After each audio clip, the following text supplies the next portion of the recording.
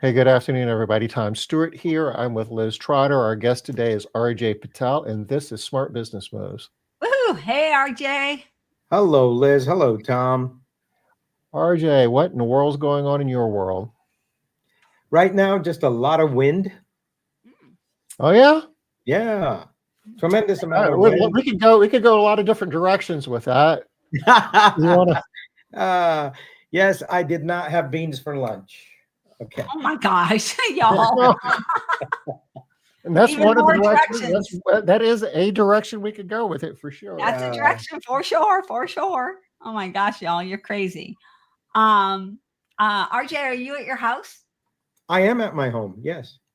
I see your neighborhood there in the background. I'm like, hey, I Yes. feel like I know. I feel like I know that space. Yeah. Yeah. Nice. I have a home office down here, and so yeah. Yeah. It's so nice. Your home office is so nice. Thank Actually, you. your whole entire home is so nice. Thank you. Thank you. Yeah. Yes, Dawn, beans, but I did not have them. Don was one of the people that reached out and was like, "Oh, what? You're stopping smart business moves? What?" But Roxanne too. Hey, Roxanne. Yeah. Hey, Hi, Roxanne. Roxanne. Hopefully, you'll heard from Michaela if you haven't heard from her already. FYI. Alrighty. Um, Yeah. there. So we did make an announcement last week. What did we announce, Liz? What did we say? We said that our final smart business moves was going to be in 2 weeks, 14 days from today. On Son of a gun, yeah. 19th, March 19. March And 19th. that will be like 5 years and 1 day since we did the first one of these. Gosh, remember the feeling when we did that first one? We were so serious. Everything was so serious. You got it, Roxanne. Yeah. We Because of the unknown in that moment. Wow, it was scary back in Mhm. the day. And we nobody really knew what was going to happen. mm-mm. Mm-mm. We really We were, we didn't know, 5 years ago, we thought it was very possible that we'd still be quarantining and people dying in the hospitals and everything else today. We didn't know. We had no idea. Yep. Yeah. So Oh, true. Roxanne, I need a new home on Wednesdays at 5 because she's not going to be here anymore. Oh my. Okay. Well, we've got 5 years worth of material. We could probably do best of shows for another year or so anyway, you think? No, We'll just no. queue them up and let Roxanne, them you can play. just go there. Go to YouTube, Roxanne. Yeah, Watch the they're old all on stuff. YouTube. They're all on YouTube. Reruns, Roxanne. Reruns. Yeah. But RJ, is COVID when you really started getting actually before we jump into this real quick? Mhm. I you've been around forever. I feel like you're like one of the main people in our industry. So it doesn't occur to me that maybe anyone doesn't know you, but we should probably You could actually be like the grandfather of house cleaning if that wasn't already taken. No, I give that title to somebody else. Okay. Yeah. Yeah. Right, Liz? That's Yeah. right. That's right. You got the big grand poobah over there. That's right. So, but RJ, why don't you give us a quick recap of who you are, what you do, what's your shtick? Sure. What's my elevator speech? How many There you floors are we going up? Because that way I know how much time I have. go. Well, we've got about another 53 minutes. Oh, okay. Take all the time you want. Don, thank you so much. You're so right. I am not that old to deserve that title. Thank you. Yes. He's well preserved. But Tom is. Okay, sorry. All right. So, to kind of incorporate your question, Liz, I would say that when did I become like passionate about cleaning and all that? Who knows? But I'll tell you this, I moved to the United States from England in 1978. In 81, I graduated high school. So please understand, culturally, I knew nothing about homecoming, football games. Football to me is round. We've already discussed that. I knew very little about the culture, high school culture. So when Mr. This and Mr. That, these awards are given out, I'm like, what does all that mean? Mhm. Then they call my name, and guess what award I received? Tell us. This is back in 81, okay? The hygiene Very award. few I mean, what people do the this. I know, I'm like, cleanliness? it's gotta be Mr. Clean or something, right? Close. I was awarded Mr. Neat. Oh, so close. Mr. Clean, Mr. Neat. Ah, so And I'm close. like, what impression did I leave to create that title? Is that the first time you've given out this award called Mr. Neat? And Joy, one of my classmates, she was Miss Neat. Misty? Miss. Neat. Miss Neat. Miss Mr. and Neat. Miss Neat. And I Gotcha. was Mr. Neat. And I was like, okay, whatever. It's not like they've been to my home where they know, but whatever. Anyway, so I've carried that title. And then my family was already in the hotel business. We purchased the hotel in 1979, January. And in 1994, I retired my parents and took over. Asha and I took over the hotel, total operations, and really implemented our thoughts, our ideas, and everything. And cleaning was the number one most important aspect of how I wanted my guests to walk into a room and just go, ah. Yeah. And that was my focus. I didn't care what it took. But then I had a property that was really, really old. So I completely gutted it, plumbing, everything, and redid it, created a nice room, maintained it. And we had 32 rooms. We did revenues that 60-room hotels didn't do. Ooh, nice. Wow. And Are you equating some of that, or at least a chunk of that, to how clean everything was? It sounds like you are. there was a lot to it. It wasn't just that, because that's how we diversified after 27 years in the hotel industry over to the cleaning industry. Because you do things in the moment. College, I have 2 college degrees, but did it teach me how to make beds in a hotel? No. Did it teach me how to clean a bathroom? No. Right? Yeah. So there were things that I had to learn by default that led to that point of creating an environment from the point of curb appeal. So as a guest pulls into your place, it has to look appealing. Otherwise, they don't even give you a chance, because we were not a national franchise. Mhm. And then once they came in, it was all about guest services. Okay. How you greet them, how you make eye contact, the little things, right? That matter. And we, because when you hospitality industry, you need to be hospitable.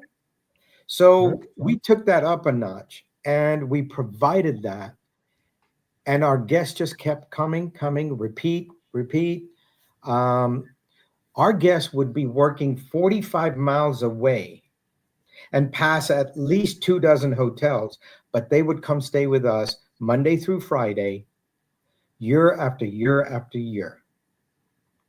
Were I believe these like business travelers, vacation? What was the Business travelers? Okay. Business travelers, people that were in town to do work, and then they would go back home for the weekend, come back, go back, come back. And if they had a contract here locally, we had 3 companies that had anywhere from 2 to 2.5 year contracts that kept coming to us. Okay. In 1995, I was literally in a room putting the light switch screw on, and the sun was coming through the door, and I see the silhouette of a person, and I go, "Hi, can I help you?" And he says, "Yes, my name's Brian Garrett. I remember this. My name is Brian Garrett, and I'm with the FBI." And I went, Okay. "You're looking for RJ? I think he's in the next room." Never heard of and him. You know, yeah. What do you need RJ for? Oh, well, I'm with the FBI, and next year during the Olympics, we're looking for rooms. Oh, okay, that's me then. Yeah. So the FBI took my entire place Oh, wow. for 40 nights. Oh, And so when the bombing happened, remember that infamous? Yes. Yes. Yeah, Wait, the what bombing. The bombing happened. Richard, what was his name? Richard something. Did they ever? Oh, Did they ever confirm that he did it for sure? I mean, there was No. There's even a movie made. Maybe some of our audience may know this, but there's even a movie made where it shows that pretty much he didn't. And it kind of leaves you hanging, to be honest. But someone like that, I don't think he could have done it. So, but anyway, the night of the bombing, it was amazing. At like 2 or 3 in the morning, my parking lot was empty. Cars were like belting out of there. Okay. And I was like, what's going on? And so then Brian called me and he said, "Hey, RJ, there's going to be a little commotion. I'm sorry." "What happened?" "There was a bombing at the Olympics village." So, Okay. oh, okay. So we've had all that. By the way, we've had Kenny Rogers stay there. He even made a movie there called Six Pack. Check it out. never even heard of it. When you watch the movie, you'll see the hotel name was changed from the Windsor Inn to Ocean View Motel, Biloxi, Mississippi. Okay. But They that's your changed my sign. My marquee sign was changed. Erin Gray was there. Remember her from Yes. Flash dancer. No, Erin Gray was Oh, who is it? that futuristic show back then. But anyway, she was in the movie. Diane Lane was there, but she was a little girl. Man, these are like old times. Probably half the people on here are like, I've never even heard. I wasn't even alive yet. Wasn't even born yet. Yeah. And then Elvis Presley stayed there. Oh, wow. There's a group called Lone Star. They stayed with us. That was before I remember you were like, okay. Were you Yeah. like running? He was dead before you were running it, though, right? Yeah, yeah. I have a whole album over here that shows all that, and even people that signed thanking us for our hospitality. We had all these groups that stayed with us because they just wanted, if they went to the Holiday Inn or whatever, right? People Yeah. would predict that they would go there. Okay. So it would be a mob scene. So instead they came to us and nobody bothered them because nobody knew where they were. And nobody's going to think about this much smaller place, location. But it was so nice that you're drawing in all. Okay, but so take us back. So we're talking about the science, right, behind this safer, clean idea. But you're also talking very much about hospitality and how that was like really sucking the people in. But the message that I'm hearing from you is hospitality is great, but if the place isn't clean, nobody's coming back. No. Right. I mean, you have to combine both, right? And some. Yeah. Because in hotels, people expect amenities. So you had to kind of keep up with whatever everybody else was doing in order to make sure that you were also providing the same. Yeah. Because if you remember, coffee in rooms was not a thing until later on, right? Yeah. Refrigerators was not a thing until later on. Did you invent that? Sorry? Did you invent coffee and Yes. Say refrigerators in yes, the room? RJ. Yes, Tom, I That's did. brilliant. It's amazing. Yeah. It's amazing. You're the Um, grandfather of hotel hospitality. I tell you something though, Liz. Do you remember my game room? Yeah. How could I forget it? It's huge. Do you Yeah. remember the signs that are on the wall? And it said No, which wall? On the left? Windsor, the left. Oh, the signs. Yes, on the left. Yes. It said all rooms $9. Yes. I remember Okay. all the I thought you said steins, like beer steins. I'm like, I don't remember beer steins. No. Those signs, those are amazing. Windsor Hotel, was it? Yeah, Windsor Hotel. And there's a postcard from 1960 because I the remember post the stamp is on postcard. there. Yeah. Yeah. And it said that the person that wrote it to their family, because that's what you did back then, remember? Yeah. Yeah.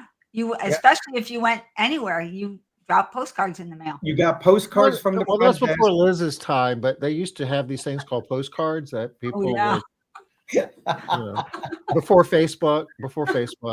Yeah, right. We used to actually write, correct? Oh Yeah. my gosh. Yeah. Yeah. And so this gentleman must have written to his family, and that guy kept that postcard and he gave it to me because it was our hotel. Yeah. And it basically said that these people were so nice before my time. These people were so nice, they even provided breakfast for $9. So we may have invented continental breakfast at the Windsor in 1960, but it was way before my time. Yeah. Crazy. Okay. Oh, Speaking really? of- Breakfast for $9 back then? That was a lot of money. Well, no, Yes. but you were staying. Your room was it the room $9 a night? The room was $9 and the breakfast was included. Was included. That makes so much Yeah. more sense. Yeah. Oh my gosh, that's so cheap. Oh my So, gosh. Crazy. right. Wow. All right. So you guys did invent the breakfast included. Yep. Love that deal. So I'm gonna claim that because I have proof. Okay. Yeah. But again, it was before my time. So So you But- were Mr. Neat in high school. You carried that over to the hospitality industry, the hotel, and you certainly had an eye for neat and tidy and clean Yeah. being part of it. That was all part of the strategy, and it served you well. Mhm. How did you wind up in the house cleaning business? Great question. So in 2001, after the 9/11 incidents, I took a quick introspect of where am I right now? Am I going to be in this hotel business that's 24/7 all the time? Asha and I would literally sacrifice vacations where she would go with the kids, I would stay, Oh. and then maybe the last day or two I would go and be with them because it was a 24/7 business. Right. And scaling was not something that was in the Patel family household verbiage and understanding Yeah. and all that. So anyway, I just didn't want another business that was 24/7, Tom. Okay. That's why I said, okay, it's time. And also, my kids were coming out of high school soon and then going off to college. And I'm like, okay, I need to support them. I need to do better. So I started searching. And I was so stressed. I was up at 2:00 in the morning. And the reason I know this is because remember the dial-up sound? Yeah. Dude. The AOL thing? Yeah. I would be online and then Asha's sleeping and she'd be like, what are you doing? It's 2:00 in the morning. I'm like, sorry about the noise. Anyway, I would search. And what happened is I said, what are the best franchises to look at today? Remember, this is 2001, latter part of 2001. Huh.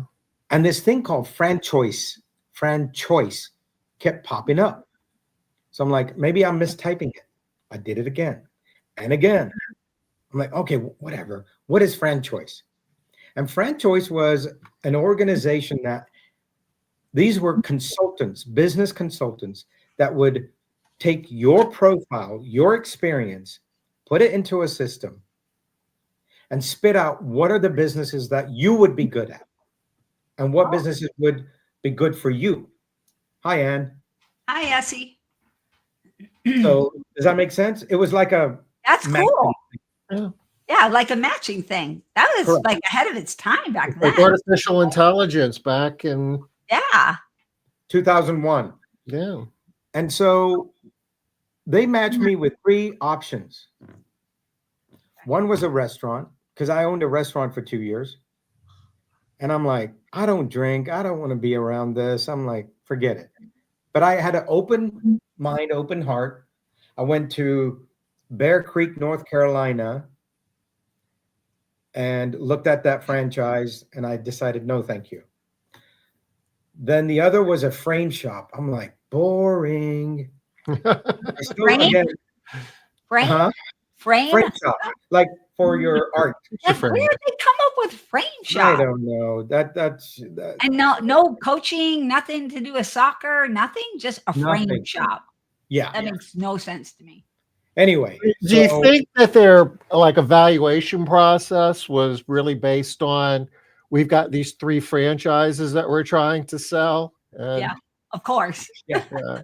we need to meet some requirements over here. Yeah. Nobody's guy buying looks this frame shop. So And remember, in 2001, technology-wise, Google, this, that, the other, it wasn't what it is today. Of course. Yeah. And so I don't know what they were thinking. I don't know how they made the decision. So the frame shop I looked at, it was here local, and I'm like, no, thank you.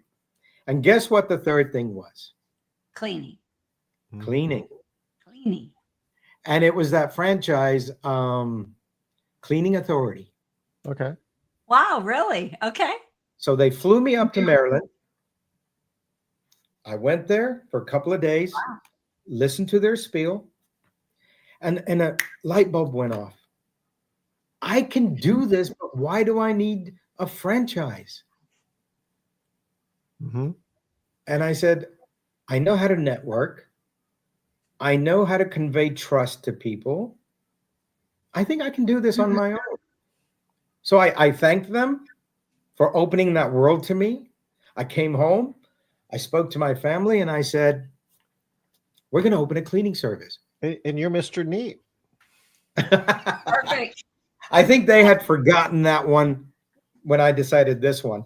Okay. Anyway, that's pretty much it. And then we named it Prestigious Cleaning Team because I read a book called What's in a Name. And, you know, and we've evolved to PCT now because of our customers, right? Kentucky Fried Chicken, KFC, we're PCT. Evolution. And we're branded with PCT today, 23 years later, loving this industry. I feel like I've had 6 businesses, and God was preparing me. Each one, there's a component of each one that I brought to this. And it's just been amazing. So hospitality from the hotel. Mm-hmm. Then what'd you bring from the other ones? I know you had a mall. Yep, the shopping mall, working with people, right? Okay. Working with tenants. Yeah, that makes sense. And so it was very obvious, Liz, when we sold the shopping center in 2020, just over 5 years in the ago. nick of time. Like Just in the nick of time. month God saved before. me. Yeah. Yeah, he put me through some tough times in 2008, 9, 10, but he covered Paid you that back. up in 2020. Yeah. We actually got our asking price, totally our asking price. It was like 1 month early, right? 1 month before COVID hit. Honestly, yes. That's my memory. It was like 1 month. 1 month. And technically, the road that my shopping center was on is Cobb Parkway or US Highway 41.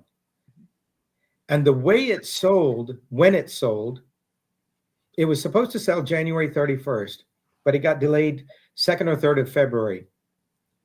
We were on 41 for exactly 41 years. Oh, I don't remember that. That's cool. Yeah. So it was just amazing. But I have not looked back, because then we designed and built our home, moved in here. Kids went to college. They came out debt free. Woohoo. Yeah. And they're both on their own, thankfully successful. And yeah, Asha and I are loving what we do. It's not work. So talk to us about, how did you get so deep into the cleaning piece, right? So you're like, okay, franchise, I'm going to start cleaning. I can do that. But how did you get so deep into cleaning, and also into the science of cleaning? Because back then, most people were not really thinking about cleaning as, the science of cleaning. They were thinking more along, helping me out, cleaning the house. A lot of times back in the day, people were even cleaning right alongside their housekeepers, right? They're just getting some help. Yep. So what happened? I don't think people know all of what you do today either, you and Gosha. So you have to kind of get into that whole piece. I'm happy to get into that. The thing is, the desire to want to learn all the time is just something that's ingrained in me. Even when I was coaching soccer, and that's my best example, because I was there for 25 years. And so my college coach was the one that pulled me out and said, hey, you're going to coach. I didn't know what that was. He taught me. He showed me what to do here and there, how to evaluate matches, how to teach technical skills, and then tactical skills as well. But then I'm like, that's not enough. So I went and got my state licenses. You have E, F, D, and D, 3 licenses. Then I went and got my USSF, United States Soccer Federation national license. And then one license is 7 to 8 days. Oh, Wow. So they put you through the practical part, the written part, the oral part, all of it. And you learn. And it was just amazing. So I became a sponge for learning. And I've carried that same motto now, is just learn. Talk to everybody, because you will learn as long as your heart and mind are open. That's it. I don't know it all, but really where it really took off is the credibility that Dr. Gavin has in the cleaning world and authority. Share who Dr. Gavin is. Dr. Gavin is an Australian PhD that, he has shared some things in private with us about what he has done, where he has been. He was the gentleman that was called, and I hope I get this correct. He and his family just landed in Australia. The government called him and said, hey, where are you? And he said, I just landed in Australia. And he says, okay, hop on a plane. We need you to go to Africa, because there's this thing called Ebola or something. Mm-hmm. Yeah. And we need you to go and tackle that. oh my gosh. He's the guy. I had So no clue. I didn't even know that part of the story. yeah, there's so much to him, Liz. He doesn't drink like I don't drink, but man, when he gets going and some of the things he shared, I'm like, okay, blah. I don't want to know. Because that might come to haunt me. But also, he's the gentleman that President Trump called in 2020 during COVID and said, hey, what is this thing called COVID, and how do you overcome it? That's when GBAC came up with the GBAC certified on how to clean for COVID.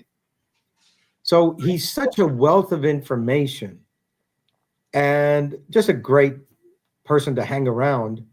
I just kept listening to him. And my like, okay, we've all learned from each other over the years at ARC-C and then ISSA. But then when you hang out with Dr. Gavin, you just go a notch up because it's a different level of learning. And then he started throwing out this thing called cleaning for health and not just appearance. And I'm like, okay, that makes sense. But what do you mean? And I'm going to read something that I wrote down that he said. It basically, cleaning for health refers to a cleaning approach that prioritizes removing the visible and reducing the invisible. Now, have we ever thought about that? Because we always want to please our customer. When they walk into their homes, we want to make sure it looks clean. But have we taken or considered the steps to make it reduce the amount of germs, bacteria? Yes, the visible dust is gone, but is it really clean? And so that's where I started thinking, oh, okay, all right, you make a good point. So the invisible is the spread of germs, allergens, and harmful contaminants, which help you create a healthy indoor environment. And then when he was talking, I believe it was in Gosha's office, he said something about when you clean the bathroom, when you clean the floors, when you clean the kitchen countertops. Oh, thank you, Susan. I'm glad you enjoyed that. When you clean all of that and you mop the floors and you vacuum the floors, you do all of that. He said, do you realize you're only cleaning 20% of that home? So I'm like, where's the other 80%? Do you guys know what the other 80% is? The air is what came into my mind. Absolutely. It's the environment. Okay. Because what are we taking into homes? Are we taking toxic cleaning products? Are we using vacuum cleaners that don't have filtration systems? And if they do, they're dirty, they're clogged. And it's, vacuum cleaners is air in, air out. So when air in and air out goes, what's going out? Do you have an air quality detector that you can literally place there while you're vacuuming and say, I'm not polluting this environment? Because it measures all the particulate matters? No, I don't. So Tom does. He has an ATP right there. He's going to pull that little thing out right now. This is a particle counter. But... Oh, particle counter. Okay. So see, Tom, it does matter that we measure that to make sure that we are doing what we're supposed to do. And then the government of Fiji called. We met. There's Dr. Gavin, myself, Gosha, with the Prime Minister of Fiji. And they said, listen, we're having a problem with, quote, the superbug. And trust me, the superbug. A bug that keeps coming back repeatedly in their hospitals. And in 2023, October, was our first visit. Gosha, myself, and Dr. Gavin. We're at a coffee shop there, and front page, it says, the hospital spent $1 million to clean the hospital. That's 2 million Fiji dollars, because it's 50 cents or 2-to-1 ratio. Yeah. So we're like, oh, wow, okay, cool. And that day later, we were meeting with the Minister of Health. And we went to his office and we asked the people that were involved in the cleaning process, hey, one of the engineers, so who did the cleaning? So-and-so company. Okay, great. What process did they use? What products did they use? And they cleaned this in 5 days For $1 million? for $1 million. How many people? Two cleaners. Yeah. And at this point, of course, we want to Here's a react. three-person team. Three-person team. Yeah, 5 days. That's plenty of time. 15 hours. And at this point, we just want to cringe. And I'm a little uncomfortable. Like, I'm doing the math like you guys are. Yeah. 200,000 a day. And I'm just, now I'm like this, rocking in my chair, and I look up. There's glass up there, and it has mold in this office. Well, they only had $1 million. Man, what do you want? This is the Minister of Health's office, Tom. Oh, okay. See, Fiji is an island that is just full of humidity, and they don't have air conditioning. And humidity, of course, right? They're not measuring the environment. Yeah, that breeds. So when pushed a little bit by Dr. Gavin in a very polite, gentleman-like way, they admitted it was bleach that they used to clean in that hospital. And so that's why the Prime Minister basically said, please come and teach. So we put together last year, from about April to November, we worked on putting together the Institute for Infection Prevention Institute. And we taught 40 people in India, where there were 2 hospitals there. And we taught 18 people in Fiji, and there were 3 hospitals present. And they were just totally blown away at the simple things that we all do and take for granted every day. Like what? Give us some examples, because I'm so curious about the things. What's that over there? Oh, that's called a brush. Where do you use that? A brush? Seriously? Are you exaggerating right now? No. What's this over here? Because what we did was we took all the supplies and we spread them out at the front desk, right? Yeah. Where we were. Wow. What's that? Oh, that's called a microfiber towel. Oh, I think I've heard of that. Okay, great. And what were they using? Used bed sheets to clean. In a hospital. Wow. And so any cleaner out there right now that is listening to you is cringing about using even brand new bed sheets. Right? Actually, used might make them a little bit better, because does water absorb into? Does anything absorb? Oh my gosh! Oh, I mean, it's a cleaning rag, and I mean, there was a Rag, all right. time when that was the Rag. norm. Yes, you're right. And I want to share this video real quickly, and I want you to tell me what you see real quickly. I know, Suzanne, right? Super cringe. I'm like, oh man, it's just tough. What do you see? I can't see. It's too small for me. What is it? Let's see, people and scrub. Something with Weird. paper, mold on the ceiling, maybe? Is that mold? Is that mold on the ceiling? You caught it. Mold on the ceiling. That's a Guess lot what of room mold. that was? The operating room? Surgery? The sterilization room. Nice. Oh my gosh. Wow. And wow. Well, what a boon for them having you come there and just be able to see some of the most basic things. Wow. And Tom, here we are testing the surfaces with the ATP. Okay. And this again, this is the room that they are, and I want to show you. It's honestly, and I don't mean to be rude, but it was like a sweatshop. We were sweating.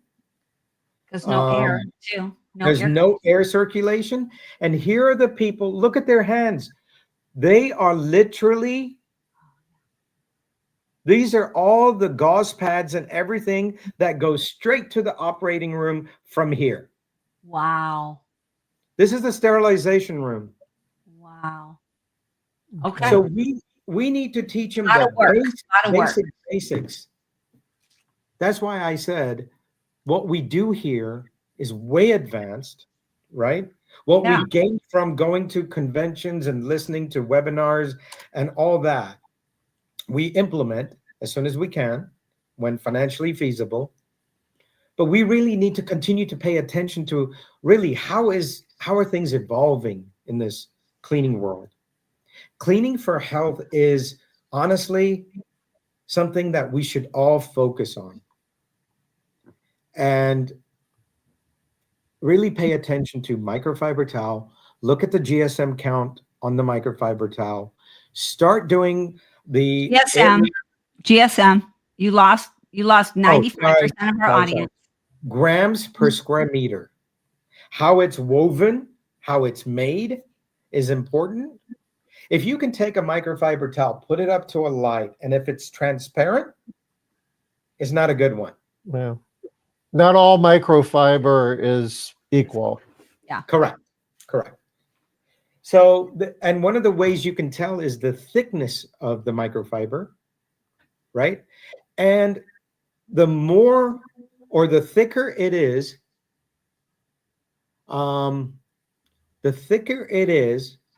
the more washes it can actually withstand. Mhm. And a 300 and plus GSM count microfiber towel will give you up to 500 washes. Oh, wow. That's a lot. So, Susan, no. You have to understand they don't manufacture anything on that island. To answer your question, the question is, were they able to order all their proper supplies? No. We took everything for the hospital that I'm part of. We offer free open heart surgeries to children with congenital heart disease. And I'm a very tiny part of a massive organization. And we built a hospital there in Fiji. And that's where our journey started. And, we've been teaching over there, and I'll share some great news with you. Even our people were using bed sheets because they didn't know better. Yeah. But recently when I went, I did the measuring on a lock on a high touch point surface, which is the door handle to the restroom. So there's me testing the door handle. Yeah. And remember, you want a count that's 400 or between 400 and 500 to be in the safe zone. And what that says is that's the number of bacteria, pathogens that could exist that could get you sick if ingested. All right. I was happy to say the number was 56. Wow. All right. Wow. What So was they're it? implementing the cleaning processes that we taught them at our private hospital. And then I took the air detector and everything was in the safe zone. Nice.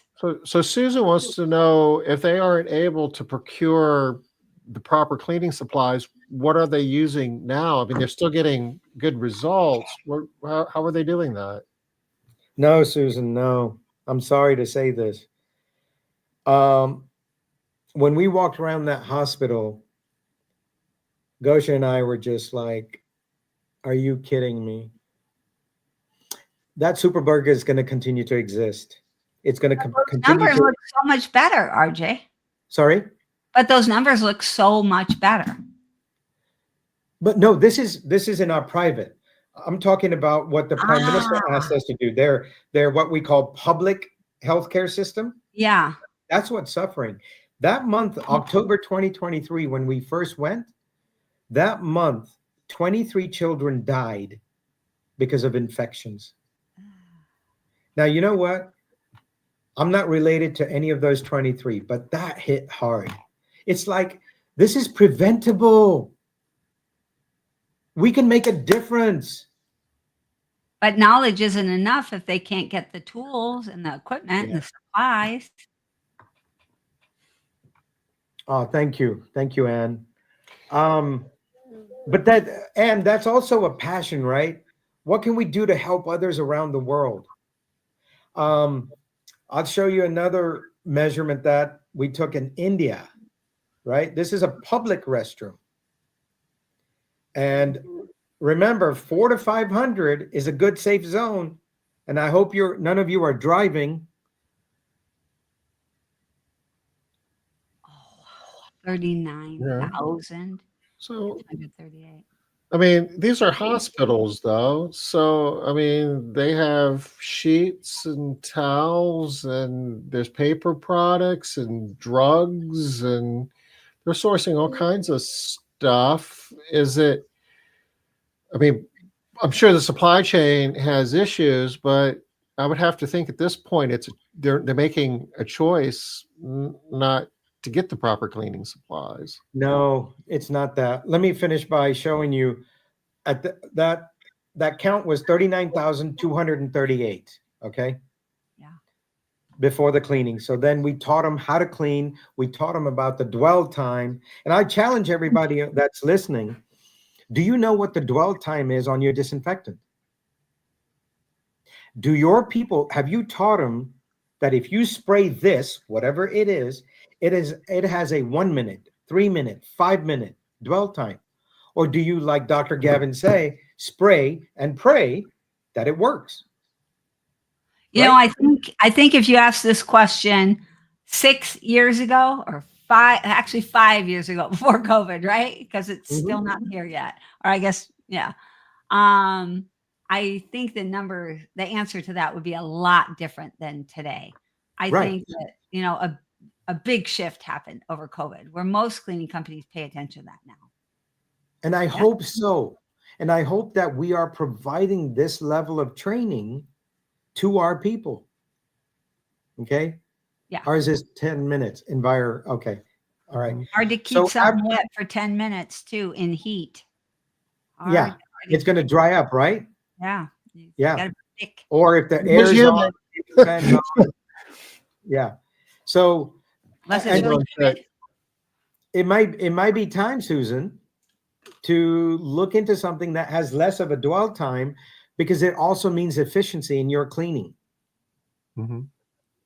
Okay. Either that or they're not letting it sit they're just not letting the dwell time happen, right? Because we do.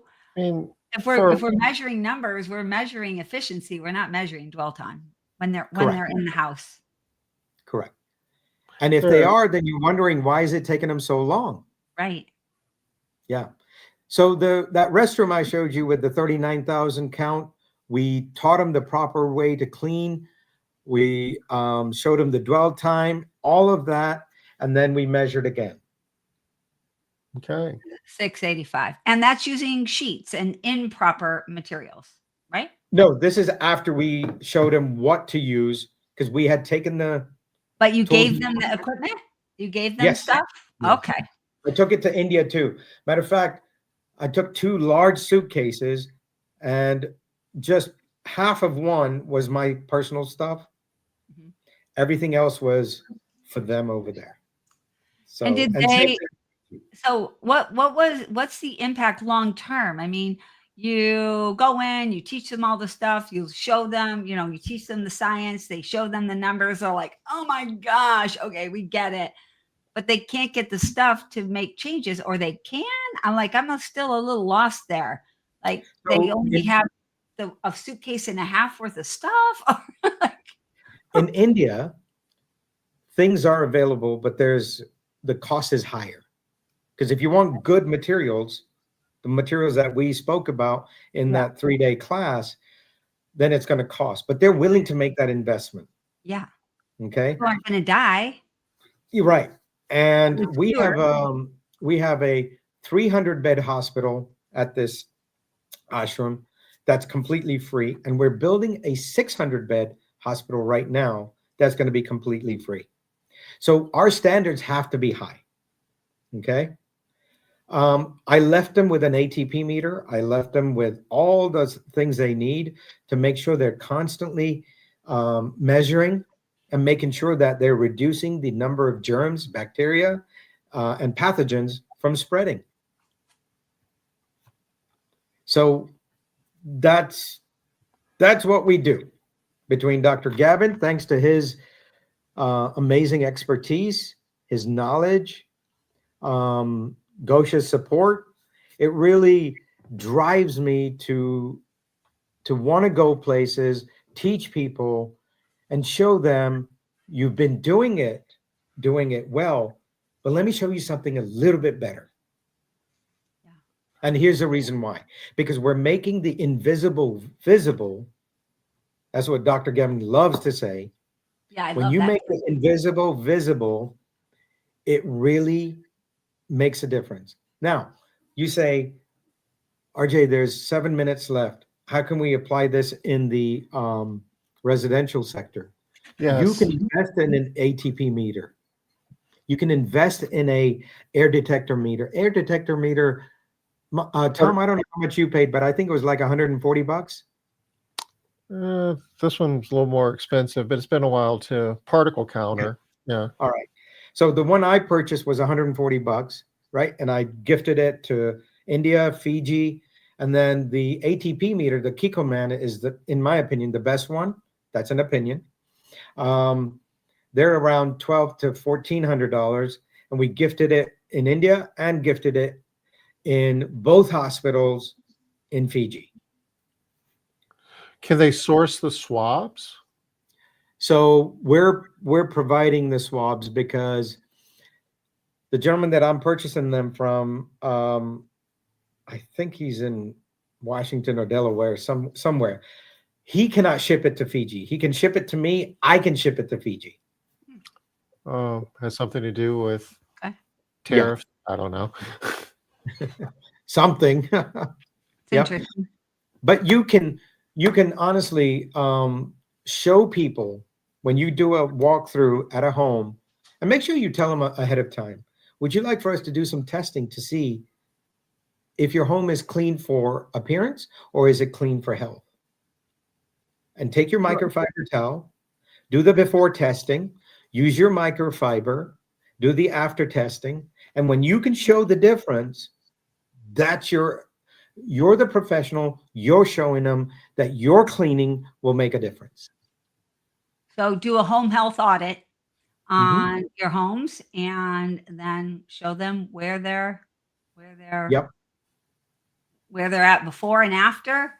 And I like that as a differentiator for sure, right? Correct. They're not going to find another cleaning company that is going to show them that. I think you're going to find some company or some people that don't like it because they like to live in denial, but the majority of people are not. Yeah, it's a good question, Susan. Right? You got 50 employees and they're all working as solos. What do you do there? No, this is like, I don't know if anybody's doing in-home estimates, but if you are, this is a good practice to do it then, right? But to have $1,200 equipment running around plus swabs with your staff, no, that's not what I'm saying. That's not cost effective. And even if you aren't doing in-home estimates, it's equipment that you can rationalize, giving to a field supervisor, for instance. Correct. Yeah. One of your quality control managers, that's a perfect person to have this, but they need to be taught. They need to be taught properly on what they're looking for, right? What's the name of the tools? Oh, one is an air quality detector, and then the other is the Kikoman ATP meter. ATP. Spell Kikoman for me. K-I-K. It's the soy people. Oh, Kikkomann, I think, right? The soy sauce people. Yeah. Yeah. Kikoman ATP meter. The air quality monitors, I mean, there's several manufacturers. The one I have here is a company called Dylos, Dylos. I'm putting that in here too. You got a different brand. Yeah. And that's for your particle meter Yes. count? Yeah, Dylos, DYLOS, and another brand of ATP meter, which is out there a lot, is a company called Hygiena, HYGIENA. The other thing is, folks, you can buy this. It's a UV light. It's 10 or 12 bucks. This you can give to every team member or even solos. And do me a favor, get one, go to your own bathroom. Keep the light off. Go into your sorry. I'm coming to your bathroom. I'm coming to your bathroom. I'm doing Come my on. Come on. No, I actually have been to your house, and I bet that sucker doesn't show anything. You had the cleanest house I've ever been to. He's Mr. Neat. That's No, right. like, I am not. living- I am not exaggerating. I'm We living had my all those title. people in the house. Remember, it was so clean that we all were commenting on it. I mean, you go no houses that we clean, we go to them and look at them. They're like, we can always find stuff that was missed. None of us found anything in your whole entire home, and that house is. And you huge. were looking. We were looking. We were looking. You were doing an inspection. We were. Wow. Little did I know. Doors, and we were checking everything, and that house was immaculate. I Yeah. bet Dawn found something wrong. No, I bet she didn't. Next time, RJ, we're going to come down with all of the tools, the black light, the ATP. We're going to. But please plus take we're- that UV light. And, Dr. Gavin talks about the toilet sneeze. You're supposed to put the lid on, but when you flush, the particles go water up to 8 feet in the air. Yeah. And a lot of times they land up on the walls, depending on how close the commode is to the walls. And so when you take that UV light and shine it, it's not going to tell you what type of bacteria or pathogen that is, but it will show you it's there. And you can pretty much figure out what it is when it's right next to the toilet. Yeah. Exactly. It doesn't take a whole heck of a lot of. So If your toothbrush happens to be somewhere in the general area. exactly. Think about it. Some people are freaking out right now. All And right, you should. Elsa, but first, before we answer your question here, because we got to move on, we're ending We here. are at the top Great. of the hour. Great profile pic first. All right, go ahead. Certification to do these types of cleaning. What do we got? So we do teach that 3-day class. Dr. Gavin and I have spoken, and then there is a GBAC certification for that class, by the way. But Dr. Gavin and I have talked about doing because these were specifically for hospitals and other areas, but we are thinking about focusing on the house and doing one for the house with a certification. So we should come up with it soon. So to get started for right now, Elsa, so you don't want to wait, go to ISSA, and they have different types of training. They have the GBAC, they have the PHC, and they have the HCT. Yes, All of take these those. types of training will help you with the science behind the cleaning, help you get on board. And I please beg you and encourage you not to say we clean for health until you have that knowledge under your belt, because you don't want to get called out. Right. Yeah. Oh, no. RJ, Yes. as always, this was very much educational and fun at the same time. It doesn't get any better. Yeah. Thank Thanks you. so much, RJ. Thank you. Thanks for Thank you to the wonderful audience that participated. And I'm glad we raised the level of curiosity. And I know you're going to be successful because you're curious just like I am about learning. So keep learning. Awesome. We're going to call it a wrap for today, but we'll be back next Wednesday, 5 o'clock Two more. Eastern. Take More care. smart business. Bye, everyone. Bye-bye.